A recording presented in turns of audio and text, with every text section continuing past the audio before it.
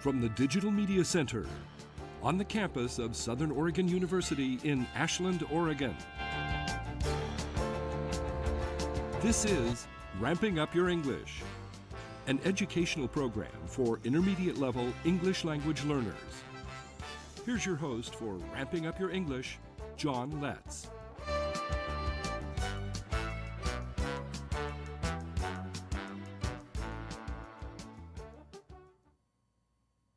Welcome to Ramping Up Your English. Ramping Up Your English is for English language learners from all language backgrounds who have already begun the process of learning English as their second language. It's a program for people of all ages. If you're seeking greater English proficiency, this program is designed to help you reach that goal. Ramping Up Your English is a support program for English learners who have already passed the beginning stages of learning English. We take a content-based approach to helping you reach higher English proficiency. We use English to teach English. The theme for our first unit is trains and railroads. This is episode 22, segment 1. In our last episode, we reached Washington, D.C. aboard Amtrak's Cardinal train. Today, we begin the journey back to Chicago. Let's check out a few more sites in the capital, then we'll board the Cardinal as it replaces its electric locomotive for a diesel and departs from Washington's fantastic Union Station. While Amtrak's train, the Cardinal, begins its westward run in New York City, my wife Liz and I are catching it in Washington, D.C. The Capitol building is the most prominent government building in the District of Columbia, and it's a good place to launch your tour of Washington, D.C. Visit the office of a U.S. representative or senator, and they'll fix you up with a tour of the Capitol, a place where Congress meets to make laws and carry on other business as directed by the U.S. Constitution. Oregon 2nd District Congressman Greg Walden's office supplied this tour guide, who led our small group deep into the bowels of the sprawling House office complex. He's a staff member and knows his way around these corridors. It's like we're in a mine.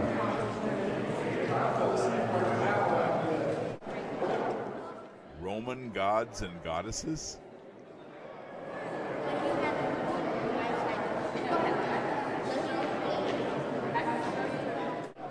Here we're seeking the end of this huge line. All these cool tunnels finally brought us to our goal, the U.S. Capitol building. This is where you can visit the Capitol without any help from your congressman. Our little group, we just weaved through, stayed together. Soon we found ourselves under the massive Capitol Dome. This is a jaw-dropping part of the tour. All these figures below the windows tell stories of historical events important to the United States. America's discovery by Columbus and Pocahontas saving John Smith are two examples. This rim was done, a third of it by Remedi. So if you see the aircraft, seen to the right of the aircraft is Columbus. So everything from Columbus discovering America to the Mexican-American War was done by Remedi. He would have done more, but when he was working on the Mexican... Further down are paintings of important historical events. Thomas Jefferson, he's the man in red, the red vest. His feet and hands are larger than the hands of every other person at the table. So Franklin, Madison, Hamilton, Adams, this symbolized the fact that he had a larger hand. He was crafting... Our first commander-in-chief, George Washington. And in those days, General Washington surrendering his commission. Imagine 5 minutes before it was taken or set. He's sitting in the chair, surrounded by the royal robes. Someone told me it looks like a Snuggie. I promise you it's not. The shortest way to our next stop was this little subway. Our guide told us he wasn't supposed to use it for tour groups like ours, but Liz charmed him into leading us aboard. I've done it at a brisk pace. You beat it by foot, but you have to count. He will beat you there, but you'll beat the doors. That's the trick. I know a lot of people like to do this. Yes. This is cool. It is. I missed out on the White House tour. Well, the rest rest of Washington's open, except for the monument, but that's not sequester related. That is earthquake related. The earthquake had a year and a half ago. This led us to Statuary Hall. Each state is allowed to have 2 statues of prominent people in their history. One of Oregon's statues goes all the way back to statehood almost, and that's Senator Baker. Our tour of the Capitol was worth the crowds and the security checkpoints, but we were glad to get outside again to the mall, where the sprawling monument to World War II is located.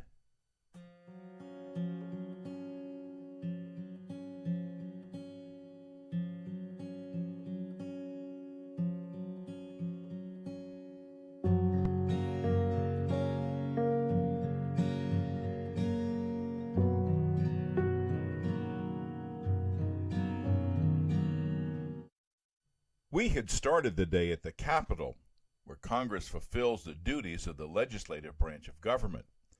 Behind the Capitol is the U.S. Supreme Court, performing judicial branch actions. A careful look revealed a deception. This is a huge curtain masking the renovation work being done to the building. The highest profile branch of government is the executive branch, housed here in the White House. Due to Congress's sequester, we weren't able to tour where every president since John Adams has lived. I had previously toured the White House, and I highly recommend it when Congress returns to funding the government. We at least got to see the White House from the outside. Curiously, this group of people were stationed on the roof as I was videotaping. Here at the West Wing, a U.S. Marine stands guard to protect the president. While we were on our way to the White House, we encountered this spontaneous crowd waiting for, well, it became obvious as events unfolded.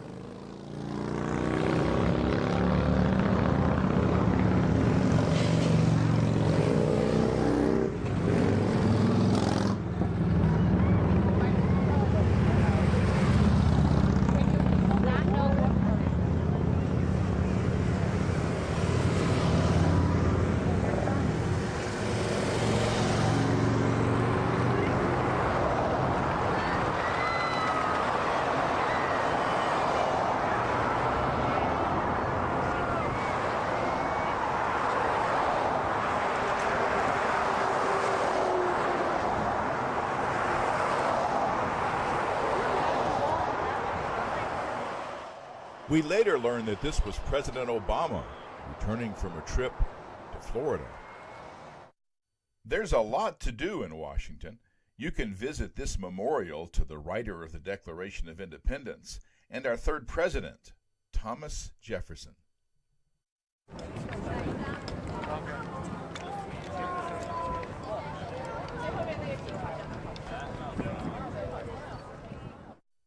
Jefferson holds center stage here, surrounded by his magnificent words of the Declaration of Independence, asserting that all people are endowed by their Creator with inalienable rights.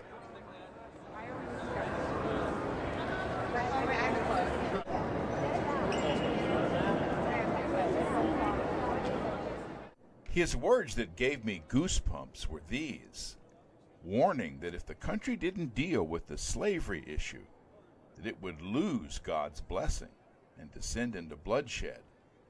My reaction shouldn't be surprising. They made Jefferson, dependent on his own slaves, tremble.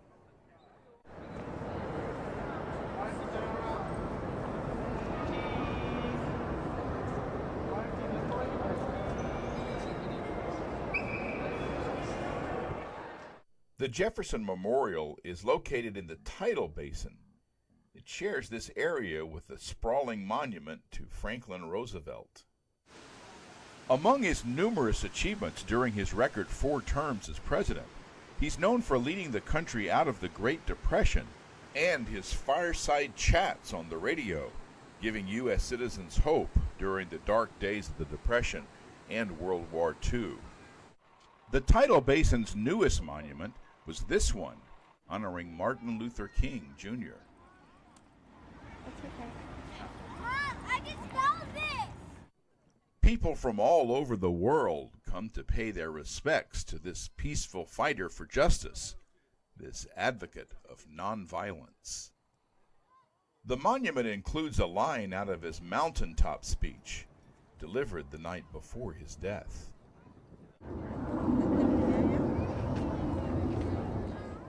For those who want to know more thoughts from this civil rights champion, these words from Martin Luther King can be read on this wall.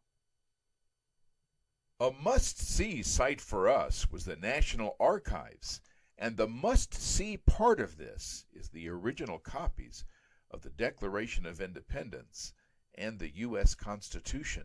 We made sure we saw those founding documents and had to pull ourselves away from the outstanding displays of other national historic treasures. Welcome back to Ramping Up Your English. Our goal is to help you elevate your level of English proficiency in a way that causes the least amount of stress. Our approach is to make English language learning interesting and fun by using a thematic approach. Our first theme is trains and railroads.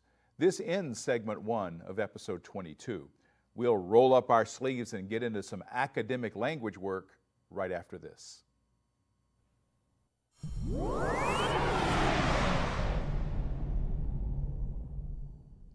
This is a Ramping Up Your English book review.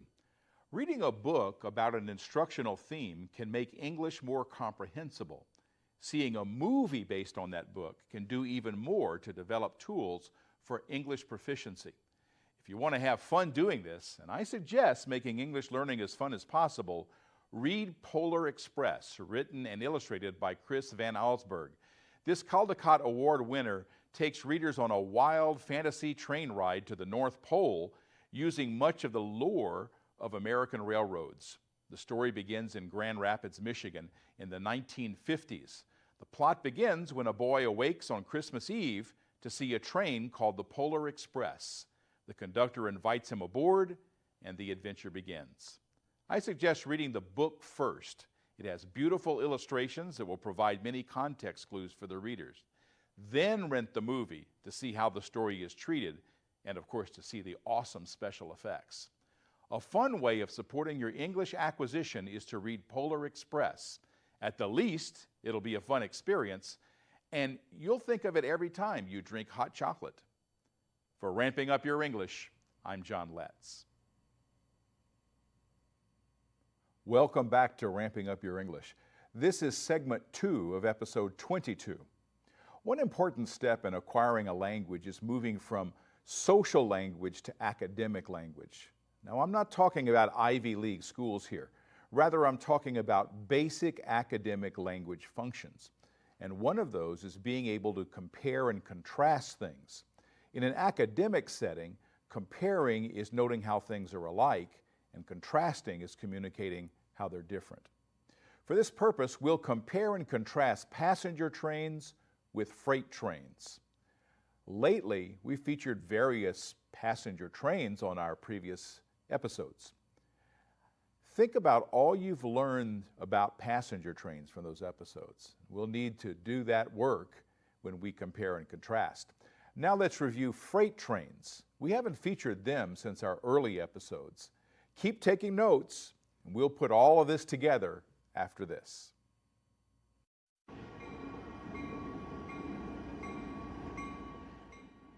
Freight trains. The United States has more of them than passenger trains. Freight is an English word that refers to anything that is carried from one place to another. Freight trains carry things on rails. This freight train is being pulled through Eugene, Oregon by locomotives. Can you count the locomotives on this train? Locomotive is another word for engine. It's the power that makes a train move.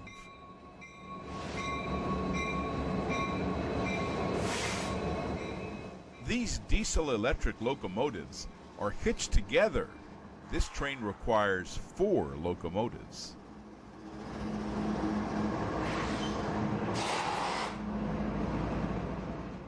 The wagons pulled by locomotives are called cars. These cars are carrying wood products, one of Oregon's industries.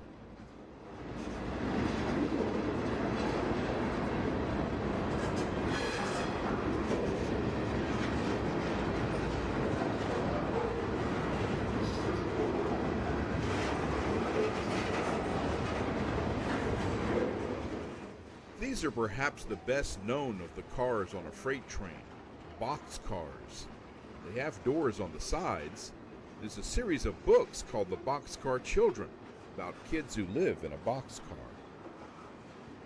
In the past, people used to board empty boxcars to travel. Behind these boxcars, this freight train is pulling tank cars. They carry liquids and are cylinder-shaped. Now back to cars that are carrying wood products.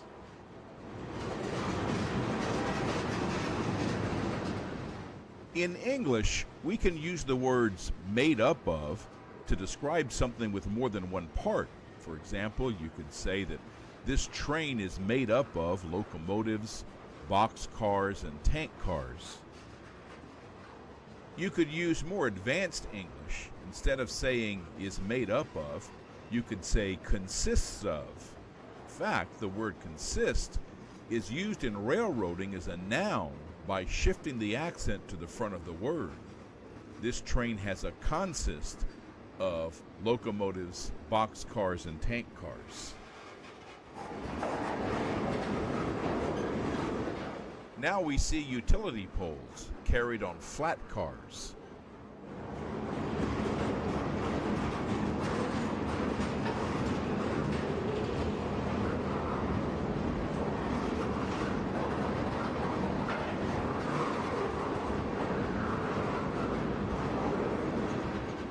Now, more wood products.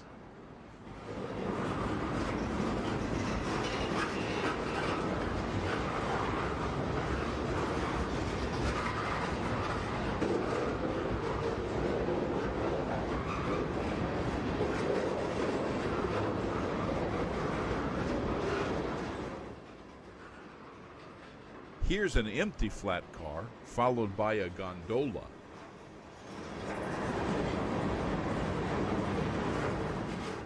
And now we see lumber cars. These are the same things that had the wood products on them, only now they're not covered and you can see that it's carrying lumber. These cars are also called skeleton cars.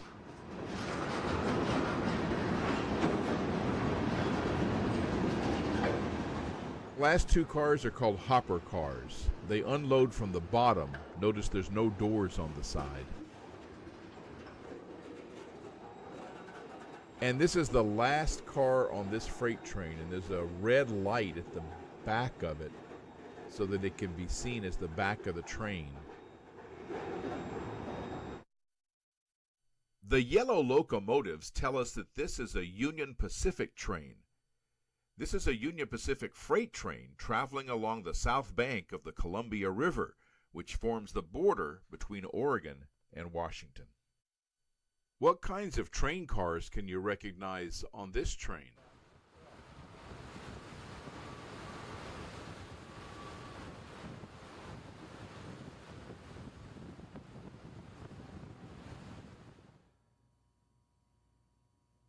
Welcome back to Ramping Up Your English, a support program for intermediate level English learners who want to improve their English proficiency. If that's you, you're in the right place. This is segment 3 of episode 22. We're using English to compare and contrast passenger trains with freight trains. And a good way to organize comparing and contrasting is to use a Venn diagram. We can use this chart to organize our notes. In the yellow circle, we enter facts about freight trains that are not true about passenger trains. Now, at the most basic level, freight trains carry things instead of people. So we put that under freight trains. Now, what other things can we think of that are true about freight trains but not true about passenger trains? Well, freight trains often run whenever the consist is complete, so many run at unscheduled times.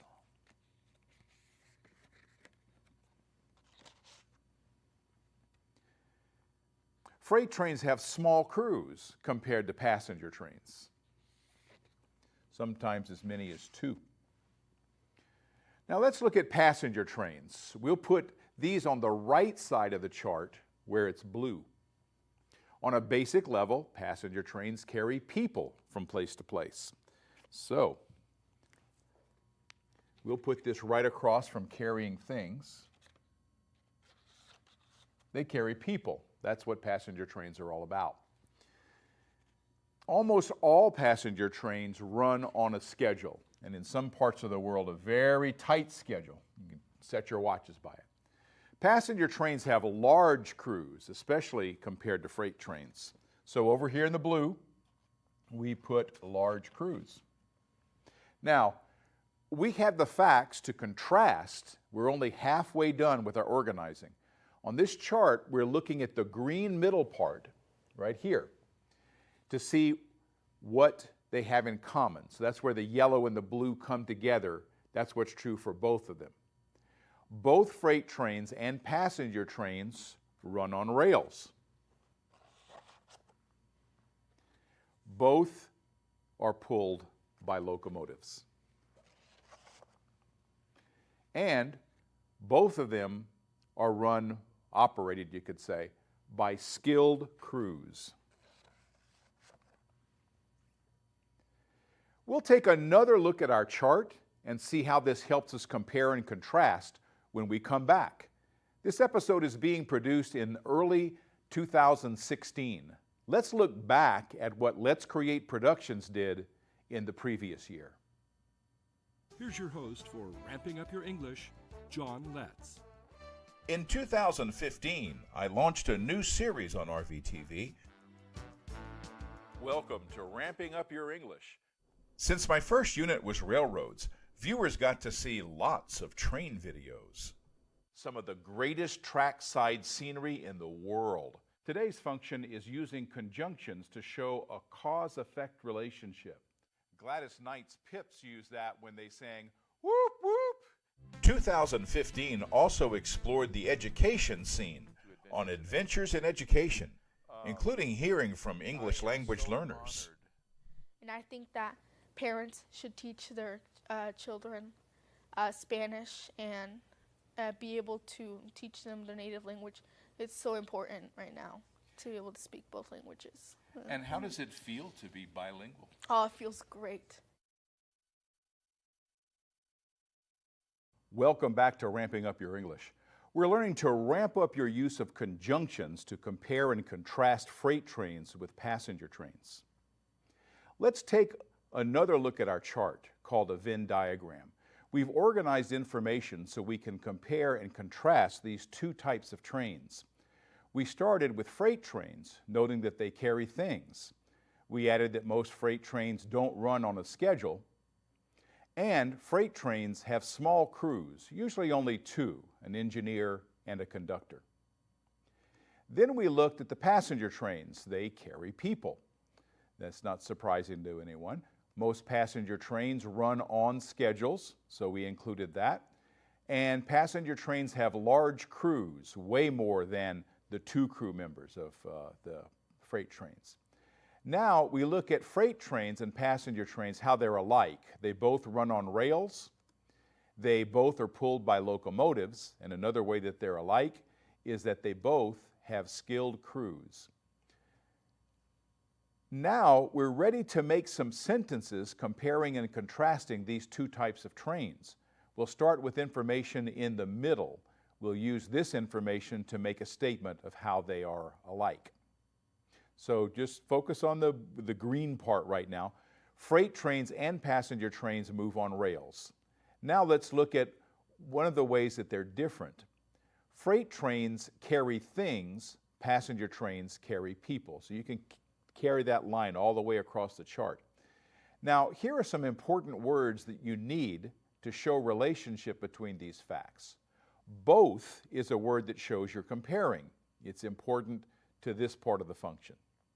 For contrast, we can use the words they differ in that, and this word is used to join those to show contrast, the word whereas. So let's start with comparing and then contrasting the first things on our list. While both freight trains and passenger trains move on rails, they differ in that they carry different payloads. Freight trains carry things, whereas passenger trains carry people. Now let's use the third set of facts from our list. While both are operated by skilled crews, they differ in the size of the crew. Freight trains are run by a small crew, whereas passenger trains have large crews. You can also use the word however to show this contrast. Both kinds of trains are operated by skilled crews, however they differ in the size of the crew. While freight trains typically have small crews, passenger trains are operated by larger crews. These make an especially smooth compare and contrast since they both have to do with train crews. If you've already used the conjunctions and but to compare and contrast, well, you've probably been doing it right. But the words we use today ramp that up to a higher level of English. A comment about comparing and contrasting before we go. In an academic setting or during the work of analyzing, comparing and contrasting have distinct meanings. In everyday life, however, very few people use the word contrasting. When we say we compare prices at the grocery store, we're actually contrasting the prices, seeing how they're different. Now I'll leave you with some good news. You have just earned a free bonus video. Just go to my website, letscreate.org, and click on the episode 22 page. Under bonus video, you'll find the long version of the eastbound Cardinal train. It includes all 3 eastbound episodes plus additional video, including more of Washington, D.C. That's the end of segment 3 of episode 22 of Ramping Up Your English. You can see all the materials from the work we did today at my website. That's letscreate.org. Go to the episode 22 page. There, you'll also be able to see today's program and the video clips we used. You can also see today's show and even download the whole program at archive.org/details/RogueTV. You can see this series on Channel 15 in Ashland and Channel 182 on Charter Cable in other parts of Southern Oregon.